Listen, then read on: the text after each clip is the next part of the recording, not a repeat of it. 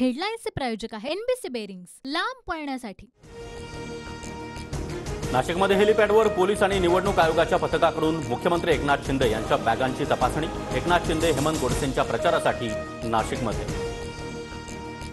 चोराच्या उलट्या बोंबा, खुदा पहाड निकला चुहा, संजय राऊतांच्या बॅगांवरील आरोपांनंतर एकनाथ शिंदेंचा टोला। हेलिकॉप्टरमधून पेट्या उतरवायच्या, पोलिसांच्या गाड्यातून पैसे वाटायचे, हाच शिंदे गटाचा जाहीरनामा। संजय राऊतांचा मुख्यमंत्री शिंदेंवर निशाणा। नाशिकमध्ये शिंदेंच्या रोड शो दरम्यान ठाकरे गटाच्या कार्यकर्त्यांकडून 50 खोके एकदम ओकेच्या घोषणा, तर धनुष्यबाणाचा इशारा करत शिंदेंचं ठाकरे गटाला उत्तर। मी कृषी मंत्री असताना मोदींना इस्रायलला नेऊन शेतीच्या तंत्रज्ञानाविषयी माहिती दिली, राजकारणासाठी आता माझ्यावर आरोप। मोदींच्या टेकीनंतर शरद पवार यांचं उत्तर।